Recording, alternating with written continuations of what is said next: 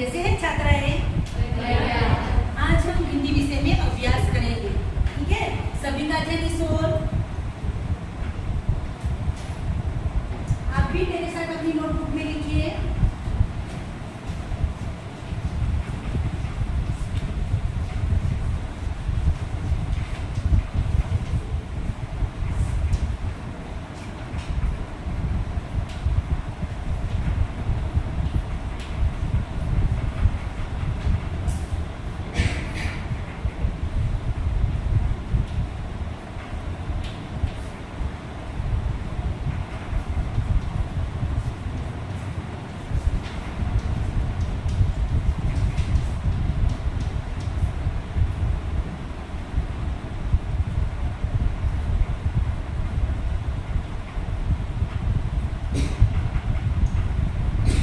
चलो छात्राएं, आज हम हिंदी विषय में तेरी है ज़मीं विषयांक के बारे में अभ्यास करेंगे। कविता है तेरी है ज़मीं। आप भी लिखिए मेरे साथ।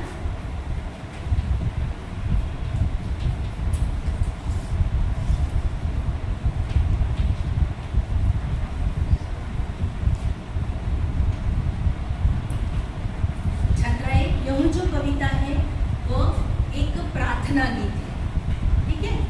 और उसमें ईश्वर के प्रति कृतज्ञता व्यक्त की है और ईश्वर को सर्वोपरि बताया है, ठीक है?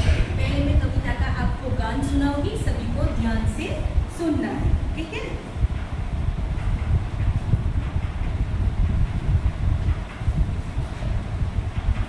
और यह जो कविता है वो द बर्निंग ट्रेन उस फिल्म है उसमें से ली गई है, ठीक है?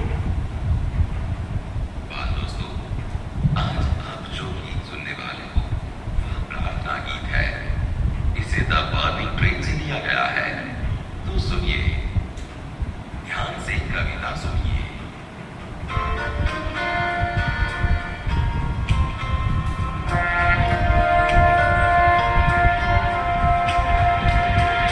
तेरी है ज़मीं तेरा आसमां, तू बड़ा मेहरबान, तू बख्शिश कर सभी का है तू, सभी तेरे खुदा मेरे, तू बख्शिश कर।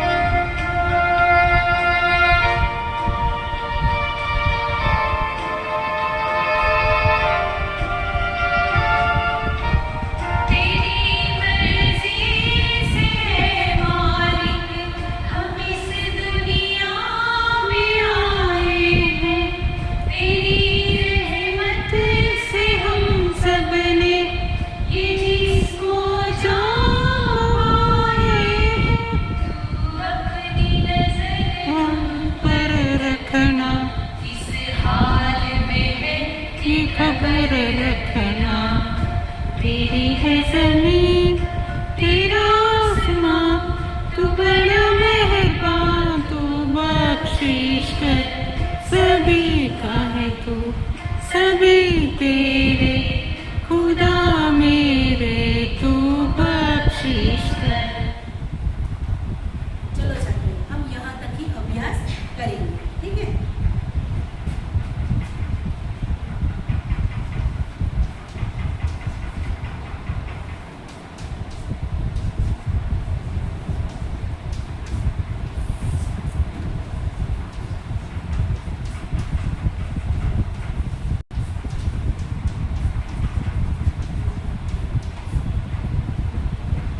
हमारा जो अध्यापन का मुद्दा है वह है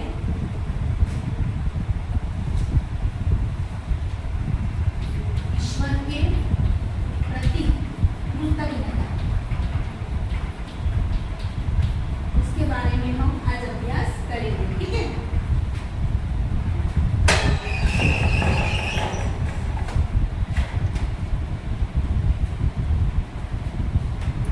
चलो छात्रों, हम यह जो कविता है वो उस पंक्ति के माध्यम से सीखेंगे, ठीक है? बारी बारी से, विस्तार से।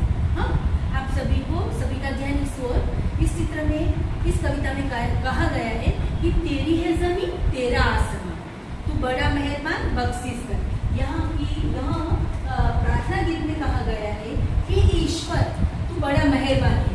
यह जो जमीन है और जो आसमान है वह सब क्या है? तेरा है, ईश्वर का है। ठीक है ना, आपका कॉन्फ्रेंस। ठीक है, और फिर क्या कहा गया है कि सभी का है, तू सभी तेरे है। ईश्वर किसके है? सभी के हैं, और सभी लोग हैं वो ईश्वर के हैं। ठीक है, खुदा मेरे तू बख्शिश कर। खुदा को क्या कहता है कि बख्शिश यानी कि हमें क्षमा कर। क्षमा करना, क्यों क्षमा करना कहते हैं? यहाँ पे वो प्रार्थना करते हैं, वो लड़का और लड़की है। ठीक है, तो इस चित्र में दिखाया गया है कि वो ईश्वर से बख्शिश कर। बख्शिश यानी कि क्षमा कर। तो क्षमा क्यों मांग रहे हैं? क्योंकि वो अपने अपराध भाव के लिए क्षमा मांग रहे हैं। ठीक है, फिर क्या कहते हैं इस गीत में कि इस दुनिया में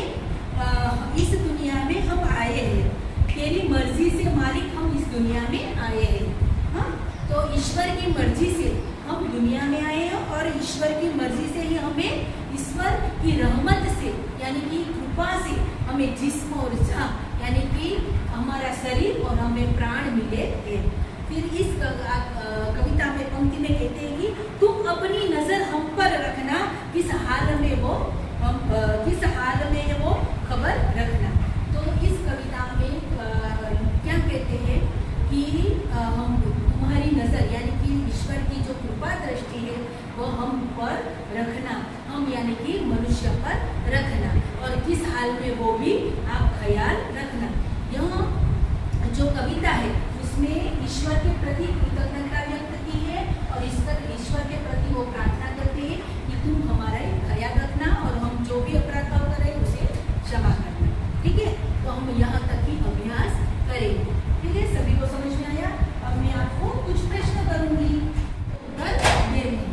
ठीक है, इस प्रार्थना गीत में ईश्वर को मेहरबान क्यों कहा है? बताइए कि तू बड़ा मेहरबान, तो ऐसा क्यों कहा है? ईश्वर को क्यों मेहरबान है? उसने क्या बनाया है, क्या दिया है? हम कहाँ पर बैठे हैं? हमारे ऊपर क्या है? बताइए, जिसको भी है अपना हाथ खड़ा कीजिए। आप बताइए। ईश्वर ने हमें जमीन और आसमान दिया, इसलिए धन्यवाद करते हैं। वाह, आपने सही उत्तर दिया। बैठ जाइए। ईश्वर को क्यों मेहरबान किया? क्योंकि जमीन और आसमान दिया। ठीक है, यहाँ पे एक बख्शिश शब्द आया, आप ही मेरे साथ लिखिए।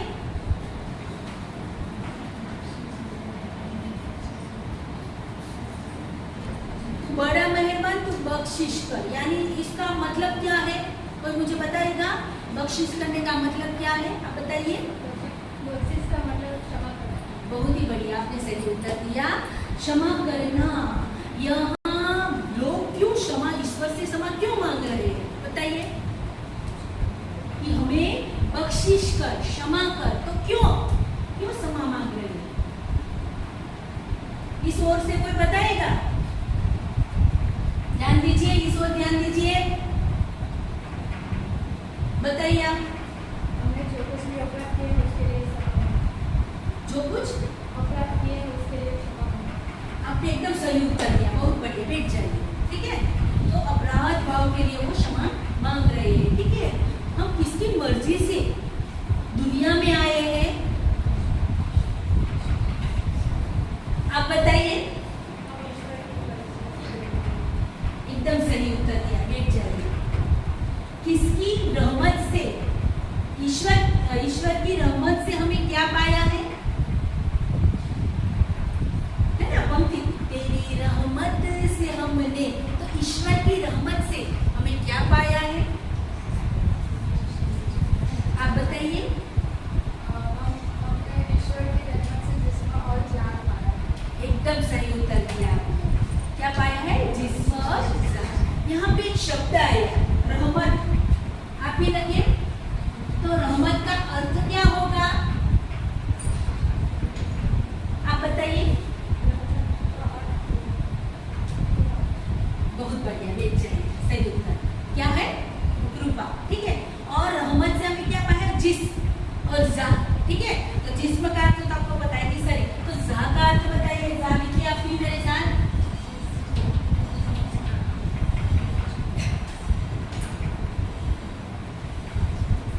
कोशिश कीजिए।